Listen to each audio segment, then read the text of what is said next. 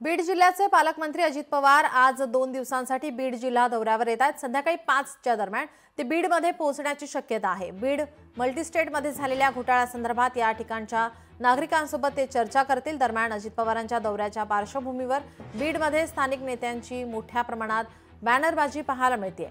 काही बॅनरवर धनंजय मुंडेंचे फोटो टाळलेत। याचा आढावा घेतला आहे आमचे प्रतिनिधी हरिदास तावरे यांनी।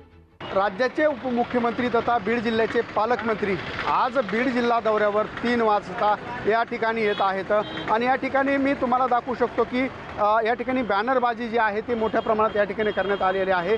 आणि विशेष सांगायचं झालं तर आज अजितदादा येत असल्यामुळे जी बॅनरबाजी करण्यात आली या ठिकाणी हे बीड शहरासाठी किंवा बीड जिल्ह्यासाठी मोठं नाव असलेलं क्षीरसागर यांचं जे बॅनर या ठिकाणी पाहायला मिळत आहे। योगेश क्षीरसागर हे राष्ट्रवादी पार्टीचे विधानसभा अध्यक्ष आहेत आणि या ठिकाणी त्यांचे जे बॅनरवर आपण पाहतोय या ठिकाणी जे राष्ट्रवादीचे जिल्हा अध्यक्ष आहेत यांचा देखील फोटो या ठिकाणी एका साईडला दिसतोय।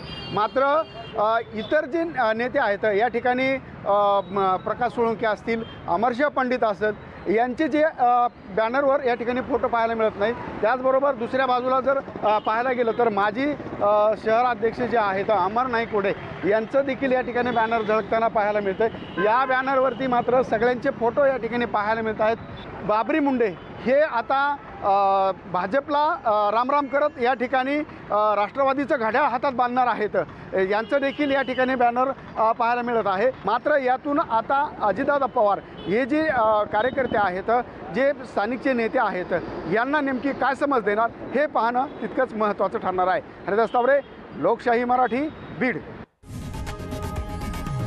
लोकशाही मराठी ऐका, पहा, जागरूक रहा।